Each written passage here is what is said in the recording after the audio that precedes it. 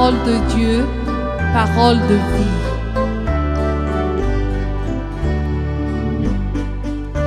Une émission présentée par la radio Tenfienen avec les offices de l'association Hira Shifila Jantsara, chant et évangile.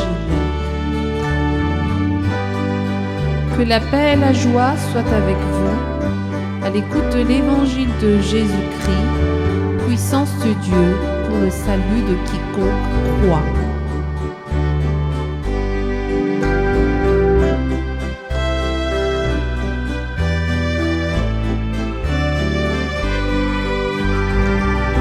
Parole de Dieu, parole de vie.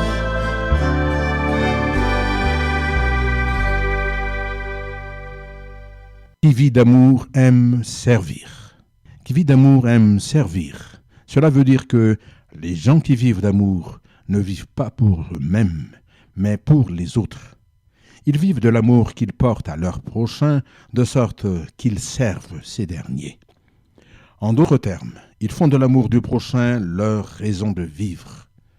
Pour le commun des gens, cela semble hors de sens et dommageable du fait que cela engage des frais divers, perte de temps, dépenses d'argent et de biens, force et santé et même jusqu'à la vie. En somme, c'est un amour qui ne fait pas vivre, mais qui au contraire tue. L'évangile du Seigneur Jésus-Christ, quant à lui, exprime clairement qu'il existe un chemin de vie qui vivifie et qui dit, au nom du Seigneur, celui qui cherchera à sauver sa vie la perdra, et celui qui la perdra la retrouvera. Luc 17, 33. C'est une déclaration de principe de vie en général, qui est en accord avec ce qui est écrit au nom du Seigneur. Ce qu'un homme aura semé, il le moissonnera aussi. Galates 6, verset 7, deuxième partie. Ainsi, celui qui sème la vie ou la partage, la moissonnera. Et Paul y rajoute cette parole en déclarant aux Corinthiens, « Qui sème peu, moissonnera peu, mais qui sème abondamment, moissonnera abondamment. » 2 Corinthiens 8, 8.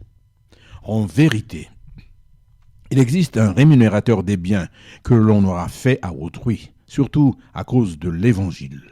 À ce sujet, Jésus disait, « Car celui qui voudra sauver sa vie la perdra, mais celui qui la perdra à cause de moi la trouvera. » Matthieu 16, 25. L'énoncé « à cause de moi » peut être traduit par « à cause de l'amour », sinon à cause de la loi de l'amour, selon que Jésus le prescrivit à ses disciples en disant « C'est ici mon commandement, aimez-vous les uns les autres comme je vous ai aimé. » Jean 15, 12. Que signifie donc la loi de l'amour dont parle l'Évangile ? Cela suit le modèle que Jésus donna à ses disciples lorsqu'il leur disait « Il n'y a pas de plus grand amour que de donner sa vie pour ses amis. » Jean 15, 13. Et il indiqua à propos de ce grand modèle d'amour sa propre personne, selon la déclaration qu'il fit, qui est la suivante. « Je suis le bon berger. Le bon berger donne sa vie pour ses brebis. » Jean 10, 11. Apporter la vie, donner la vie, c'est le sens même de la venue de Jésus sur terre, afin que ceux qui croient en lui ne se perdent point, mais qu'ils aient la vie éternelle. Jean 3, 16, deuxième partie. Ainsi, Jésus disait lors de sa visite à Zachée, « Le salut est entré aujourd'hui dans cette maison parce que celui-ci est aussi le fils d'Abraham. Car le Fils de l'homme est venu chercher et sauver ceux qui étaient perdus. » Luc 10, 9 et 10. Ce fut l'accomplissement d'un grand salut pour lequel le Seigneur s'est dérangé pour une seule personne, car il n'aime pas qu'un seul se perde.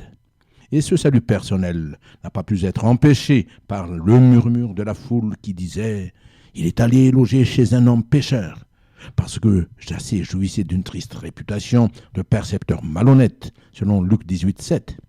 Mais cet événement s'est passé afin que s'accomplisse ce qui est écrit « L'amour couvre tous les péchés ». Proverbe 10, 12, deuxième partie. Et il s'ensuivit que personne ne fut trouvé fautif, même le premier des pécheurs, à l'exemple de Saül, le pharisien, 1 Timothée 1, 16. En effet, l'amour de Christ œuvre effectivement pour justifier le pécheur, Ce qui a amené l'apôtre Pierre à admonester et à exhorter les croyants en leur disant « Avant tout, ayez les uns pour les autres une ardente charité, car la charité couvre une multitude de péchés. » 1 Pierre 4, 8. C'est éminemment, chers amis, l'œuvre de Dieu, du Dieu amour, que de couvrir beaucoup de péchés, de pardonner les transgressions, afin qu'il puisse renouer son alliance de paix avec nous, hommes pécheurs, afin de nous sauver. Heureux ceux qui connaissent ce plan salutaire de Dieu, qui nous réconcilie avec lui et qui vise à ce que nous ayons une union vivante avec lui, selon qu'il est écrit au nom du Seigneur, et nous avons connu l'amour que Dieu a pour nous, et nous y avons cru. Dieu est amour, et celui qui demeure dans l'amour de Dieu demeure en Dieu, et Dieu demeure en lui. 1 Jean 4, 16. C'est réellement un gain précieux que de pouvoir aimer, et d'aimer pour servir. Alors, qui peut donc aimer? Ce sont tous ceux qui ont reçu la parole de Dieu et à qui elle a donné le pouvoir de devenir enfants de Dieu, selon Jean 1, 12, c'est-à-dire enfants de l'amour. Car l'amour est la puissance de Dieu qui permet d'aimer tel qu'il aime. Et la puissance, c'est le Saint-Esprit de Dieu, car le fruit de l'Esprit, c'est l'amour. Galates 5, 22, première partie. Ce n'est point un amour exprimé du bout des lèvres, mais un amour vécu, un amour en acte, un amour qui aime servir. C'est l'image de la liberté totale que Dieu offre en Jésus-Christ, le Sauveur, qui explique sa parole lorsqu'il disait « Si donc le Fils vous affranchit, vous serez réellement libre » selon Jean 8, 36. Ainsi, celui qui aime est affranchi des chaînes de l'égoïsme, de la parcimonie et de tous les soucis de la vie, et se trouve libre de se consacrer pour apporter la bénédiction et pour partager le salut aux autres. C'est pour cela que les Saintes Écritures déclarent au nom du Seigneur, il y a plus de bonheur à donner qu'à recevoir. Acte 20, 35. Et en vérité, l'on peut affirmer que ce sont les gens qui aiment et qui peuvent servir qui sont les plus libres sur cette terre. Ils sont libérés de l'asservissement de leurs propres désirs et de leurs convoitises. Mais surtout, ils peuvent jouir d'une indépendance totale dans leurs agissements et dans la satisfaction de leurs besoins. Ils ne sont pas contraints de dépendre des autres, ni encore moins de les asservir. Car les gens qui sont habitués à ne pas mettre la main à la pâte, comme nous le disons, sont embarrassés et tournent en rond pour attendre qu'on vienne à leur secours. À ce propos, les Saintes Écritures nous donnent une parole de sagesse en disant au nom du Seigneur « Instruis l'enfant selon la voie qu'il doit suivre, et quand il sera vieux, il ne s'en détournera pas. » Proverbe 22, 6. Alors, que signifie aimer servir? Et comment cela peut-il se faire?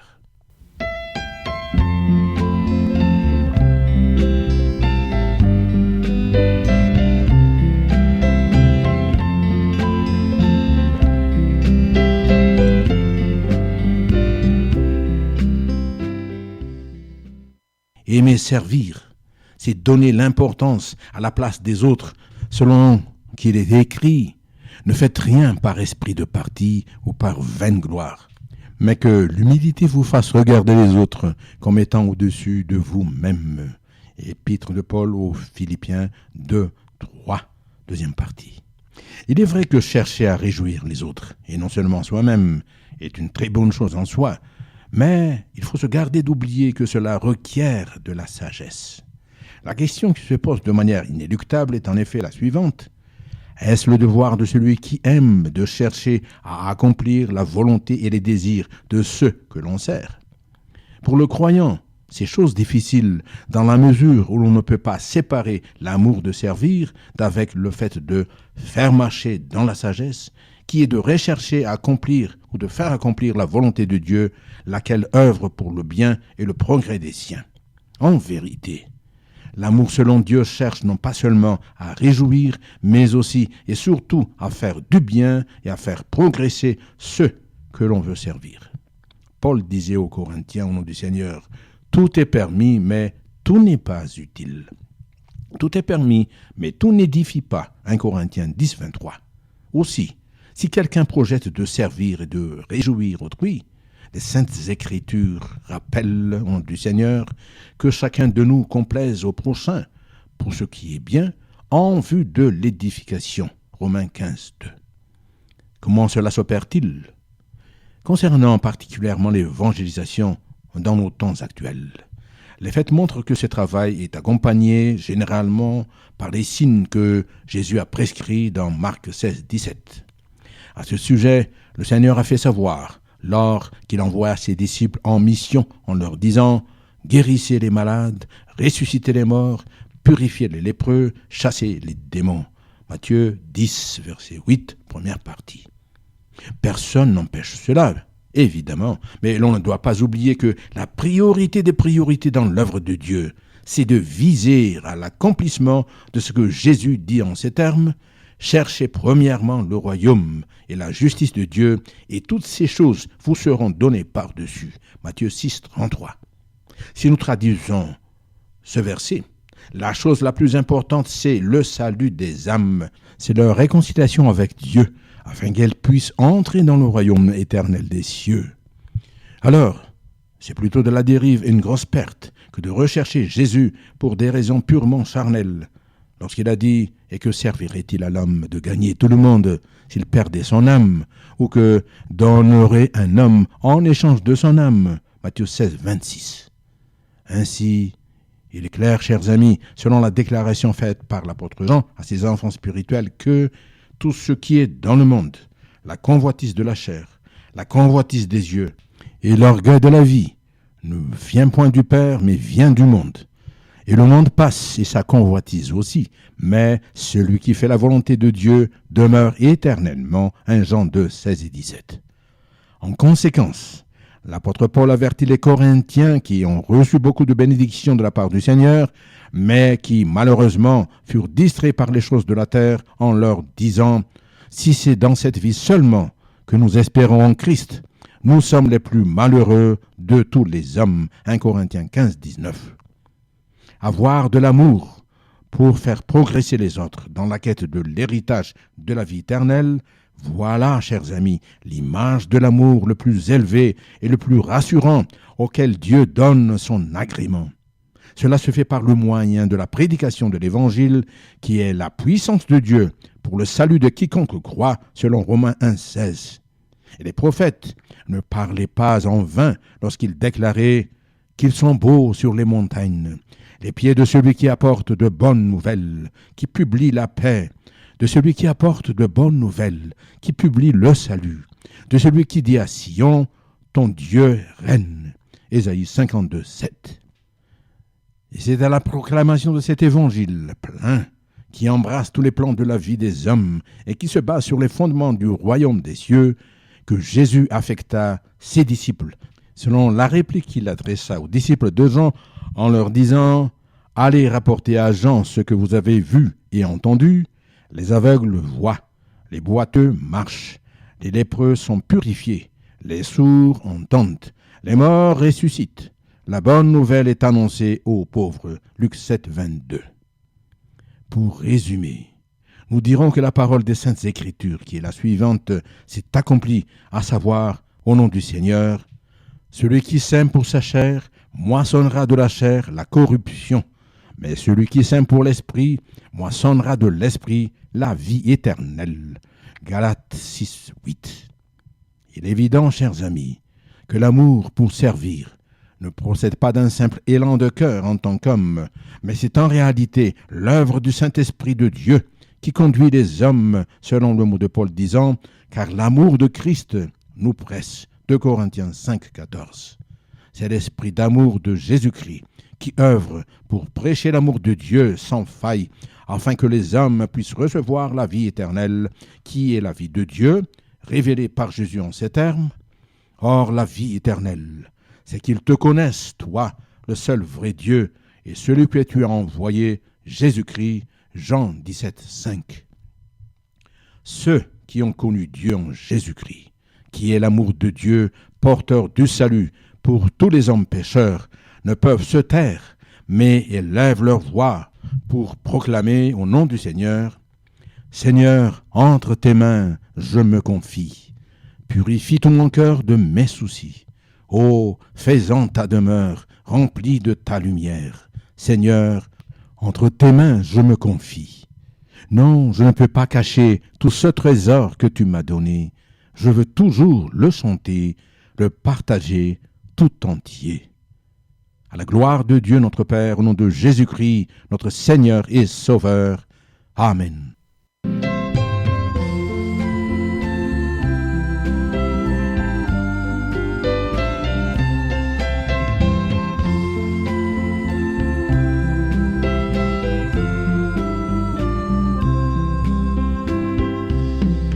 Seigneur, entre tes mains, je me confie. Purifie tout mon cœur de mes soucis. Oh, fais en ta demeure, remplie de ta lumière. Seigneur, entre tes mains, je me confie. Non, je ne peux pas cacher tout ce trésor que tu m'as donné. Je veux toujours le chanter, le partager tout entier.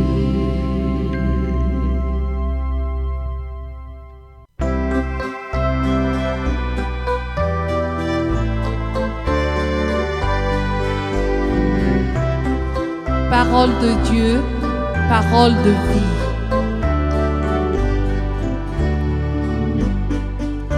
Une émission présentée par la radio Tenfienen avec les offices de l'association Tira Shifila Jantsara, chant et évangile. Que la paix et la joie soient avec vous à l'écoute de l'évangile de Jésus-Christ, puissance de Dieu pour le salut de quiconque croit.